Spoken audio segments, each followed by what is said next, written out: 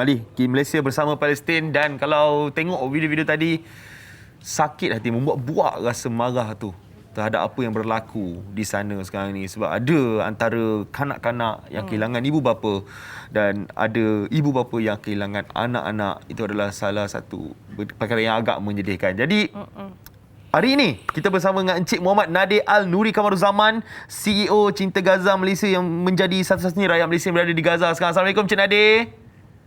Waalaikumsalam warahmatullahi. Selamat Hari Raya kita ucapkan kepada Encik Nadir. Selamat Hari Raya. Ya, Encik Nadir.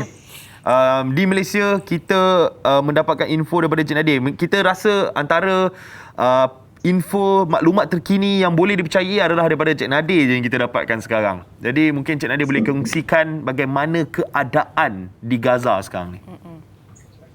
Okey, keadaan di Gaza sekarang ni alhamdulillah sudah kembali tenang. Penduduk-penduduk pun sudah rasa selamat, sudah kembali ke rumah mereka masing-masing.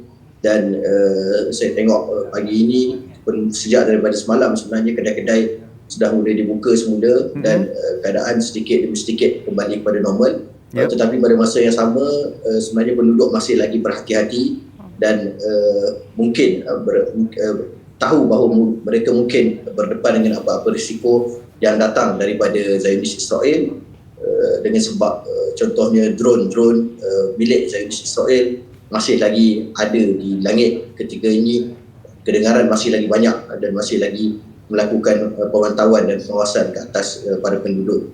Jadi walaupun kita alhamdulillah sudah berada dalam keadaan gencatan senjata, tapi penduduk masih lagi sedang berhati-hati berdepan dengan apa-apa kemungkinan yang mungkin berlaku ketika ini. Okey, Cik Nadir, mungkin bagi mereka yang baru sahaja mengikuti perkembangan ataupun mereka kurang jelas apa yang telah berlaku, kita rewind balik sedikit daripada kisah apakah sebenarnya yang terjadi dan bagaimananya tercetus sejak daripada 10 Mei berlarutan sampailah ke semalam. Okey, apa yang berlaku sebenarnya di bumi Palestin ialah 3 insiden yang berbeza tetapi saling berkait.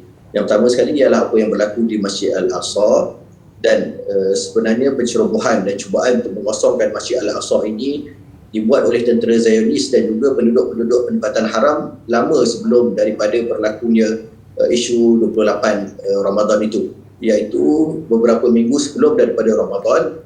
Penjajah Zionis sebenarnya sudah mula memasang penghadang besi di pintu Babul Amud. Pintu Babul Amud ini salah satu pintu utama untuk masuk ke dalam Masjid Al-Aqsa. Jadi dia pasang penghadang besi, tujuannya untuk buat sekatan, tujuannya untuk takutkan penduduk, tujuannya supaya penduduk tak datang sembahyang. Masjid tersebut boleh dikosongkan dan digunakan oleh Zionis Israel untuk buat sambutan mereka sendiri. Sambutannya yang dinamakan sebagai Hari Al-Quds, Yaumul Quds, yang jatuh pada 28 Ramadan. Jadi mereka nak kosongkan masjid untuk mereka gunakan untuk buat upacara keagamaan mereka sendiri. Tetapi sebagaimana yang kita tengok, penduduk semua bangkit, penduduk tidak membenarkan itu berlaku. Mereka mengumpulkan batu-batu untuk berdepan dengan tentera Zionis yang lengkap bersenjata dan mempertahankan masjid itu dengan batang tubuh mereka. Akhirnya Zionis Israel pun kendur, tetapi pada malam 28 Ramadan mereka mengadakan ataupun cuba melakukan pencerobohan yang terakhir. Sampailah penduduk-penduduk yang berada di dalam kawasan Masjid Al-Aqsa, mereka melaung-melaung dan memanggil pertolongan daripada Gaza. Gaza ni jauh sebenarnya daripada Masjid Al-Aqsa, kira-kira 80 km. Tapi mereka panggil untuk berikan sokongan, untuk berikan solidariti. Jadi apa yang berlaku ialah apa yang dibuat, apa yang diseru, disambut oleh penduduk di Gaza. Mereka keluar berdemonstrasi di Zahir Raya dan sebagainya. Dan pada masa yang sama, ia juga disambut oleh Brigade Izzuddin Al-Qassam yang mengeluarkan amaran kepada Zionis Israel supaya mengosongkan kawasan masjid, dan sekiranya tidak dikosongkan maka mereka akan mula melepaskan roket-roket masuk ke dalam tanah haram Israel.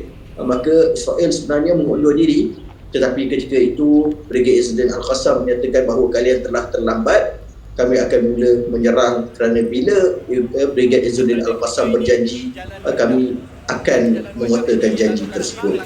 Jadi dua tu insiden, satu yang berlaku di Al-Aqsa, satu yang berlaku di Gaza, dan yang ketiga ialah apa yang berlaku di Sheikh Jarrah, cubaan untuk mengusir penduduk keluar daripada kawasan Syekhul Jarrah itu untuk diberikan rumah-rumah mereka kepada penduduk-penduduk Yahudi, penduduk-penduduk penempatan haram. Jadi itu tiga isu yang sebenarnya berbeza tetapi saling berkait antara satu sama lain. Ya, kalau kita lihat semalam ada satu berita telah pun berlaku gencatan senjata, kan?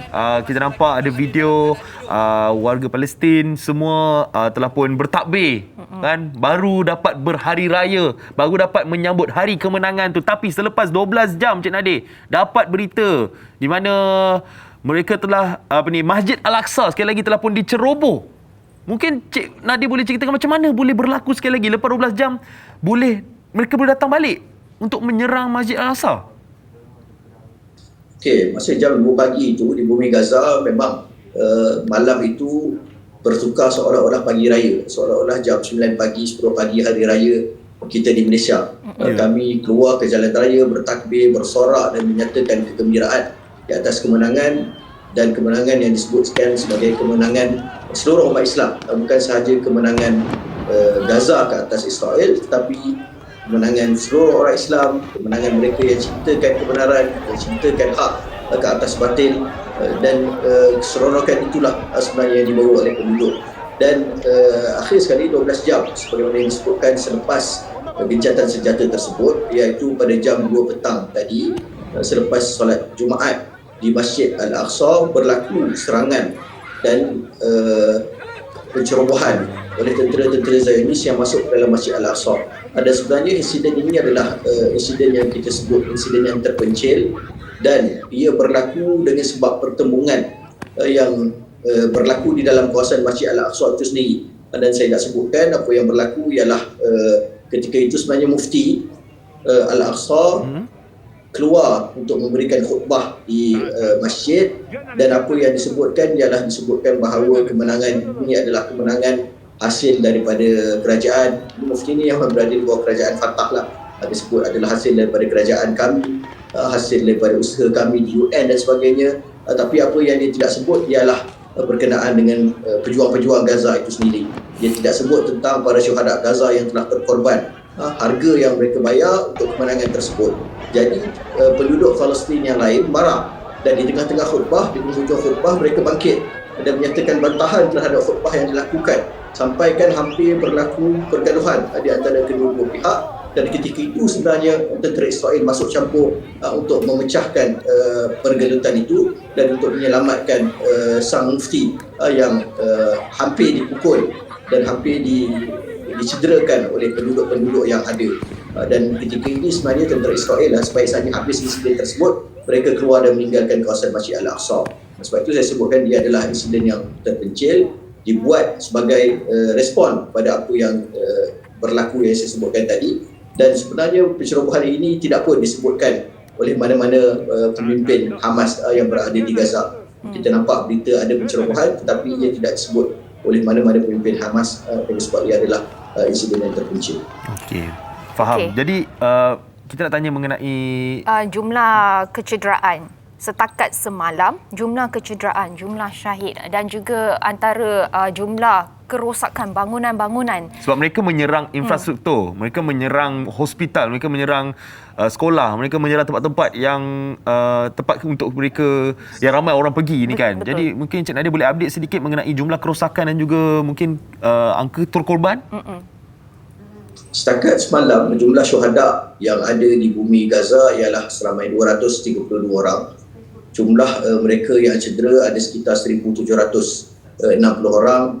Bangunan-bangunan ataupun rumah yang musnah secara keseluruhan yang perlu dibina daripada awal seramai ataupun sebanyak 1,447 rumah, dan juga bangunan-bangunan yang musnah separa yang perlu dibaik pulih ialah sekitar 13,000 rumah. Jadi sekitar angka yang disebutkan, tetapi perlu kita tahu bahawa sebenarnya bila mana berlaku gencatan senjata, pihak mujahidin khususnya mula untuk mencari anggota-anggota mereka yang hilang. Ada sebahagiannya ialah yang telah berada ataupun dikebumikan oleh Zionis Israel melalui serangan terowong-terowong yang digunakan oleh mujahidin. Jadi setakat semalam dikeluarkan sekitar 12 orang lagi syuhada yang baru daripada terowong-terowong, dan disebutkan ada sekitar 5 orang lagi yang masih berada di terowong menunggu untuk dikeluarkan. Jadi sebenarnya angka syuhada ini akan meningkat. Kita ni kadang-kadang dia duduk kat sini, kita tak tahu kita punya jiran ni ke mana, mungkin dia ada kawan-kawan dia, tapi mungkin selepas daripada ini, bila mana kesan-kesan runtuhan ini dibersihkan, mereka akan dapati ada mayat kat sini, ada syuhada kat sini yang masih belum dikira. Jadi peningkatan itu masih lagi berlaku sebenarnya. Ya, dan apa yang penting Encik Nadir adalah apa yang bakal berlaku selepas ini dan apa yang diperlukan oleh mereka di sana untuk membangunkan semula kawasan yang telah pun diganggu sebelum ini oleh penjajah. Boleh Encik Nadir ceritakan apa yang diperlukan Encik Nadir? Saya rasa apa yang orang lain tidak nampak, yang saya nampak bila mana saya berada di bumi Gaza ini, orang lain ada nampak apa, dia nampak mereka ini telah bertakbir, mereka ini telah mula menyambut hari raya, mereka ini telah mula bergembira dengan kemenangan. Tetapi bila mana saya berarak bersama-sama dengan mereka pada jam 2 pagi di bumi Gaza itu, kita nampak sebenarnya wajah-wajah pemuda-pemuda yang sayu. Kita nampak wajah-wajah anak-anak yang sedang berjalan. Kalau sebelum daripada perang, mereka berjalan dengan ibu dan ayah mereka, tetapi sekarang mereka berjalan dengan atuk mereka. Kita tengok contohnya budak ini yang sedang berlari, sedang ditayangkan ni, yang budak pakai baju biru ni. Saya juga terkesan dengan video ini sebenarnya. Dan kelebihan alhamdulillah kita berada di bumi Gaza, saya cari budak ini. Kita berhubung dengan Kementerian Pembangunan Masyarakat dan saya tanya budak ini ada di mana, dan mereka maklumkan bahawa budak ini ada di sebelah utara Gaza. Saya pergi jumpa dengan budak ini, bercerita dengan dia bagaimana dia nak membina terus masa depan dia, apa yang dia harapkan untuk masa depan dia. Jadi budak ini sekarang ni sudah bergelar anak yatim. Mereka yang sebelum daripada ini ada rumah, mereka tidak ada lagi rumah. Mereka yang sebelum daripada ini boleh menjana ekonomi keluarganya, mereka dapati bahawa kedai-kedai bilik mereka dan sebagainya telah pun musnah sepenuhnya. Maka mereka inilah sebenarnya yang sangat-sangat berharap kepada bantuan berterusan, solidariti, sokongan daripada penduduk-penduduk di bumi Gaza, penduduk-penduduk di bumi Malaysia. Kita alhamdulillah bila mana berlaku perang, kita ada kesedaran. Kita tengok darah sedang mengalir, kita ada kesedaran. Kita tengok budak-budak ni sedih, kita ada kesedaran. Tapi selepas mereka menang, sebenarnya perjuangan kita baru bermula. Rumah-rumah yang telah dimusnahkan ini perlukan puluhan ribu ringgit untuk dibina semula. Rumah-rumah yang musnah separa sekurang-kurangnya memerlukan RM10,000 ikut pengalaman kita untuk dibaiki semula. Itu juga anak-anak yatim yang perlukan tajaan secara berterusan, mereka yang perlukan bantuan makanan dan sebagainya. Maka sebenarnya perjuangan dan perjalanan kita masih lagi panjang. Ya, jadi macam mana rakyat Malaysia boleh menghulurkan sumbangan atau bantuan menerusi Cinta Gaza Malaysia, Encik Nadir?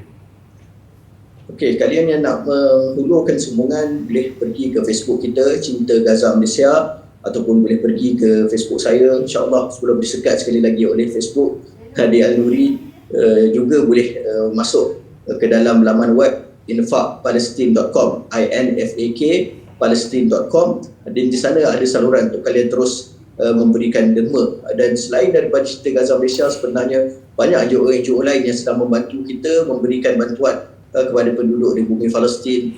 Ada rakan-rakan NGO Sedekah Subuh, Iman Care dan sebagainya. Dan sebenarnya kita ada koalisi yang cukup baik. Ada dua koalisi utama yang Cinta Gaza Malaysia sedang berada di dalam ketika ini. Yang pertama ialah yang kita initiate My Aqsa Defenders, dan yang kedua ialah Aid for Palestine. Jadi kita ikut dua-dua gabungan ini, dan banyak NGO sebenarnya yang boleh dipercayai untuk kalian berikan bantuan. Dan insyaAllah selagi mana kami berada di sini, kami akan pastikan sumbangan kalian sampai kepada mereka yang memerlukan dengan cepat dan tepat, insyaAllah.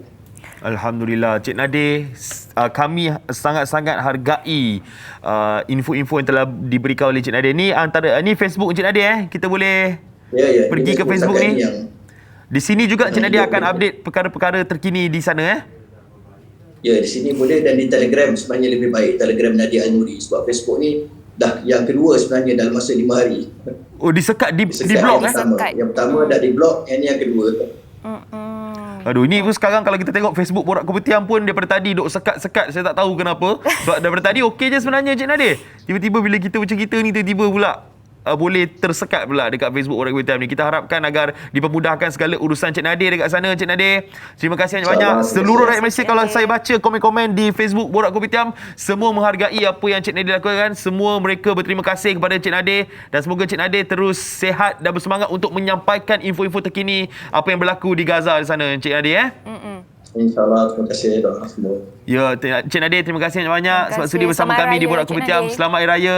Sampaikan Selamat salam kami Raya. kepada mereka di Palestin. InsyaAllah. Katakan Dan mereka mereka- di Palestin juga sampaikan salam kepada kalian semua. InsyaAllah. Katakan mereka di sana, Malaysia sentiasa di belakang Palestin. InsyaAllah. InsyaAllah. Okay, Cik Terima Nadir. kasih. Assalamualaikum. Waalaikumsalam warahmatullahi. Yep.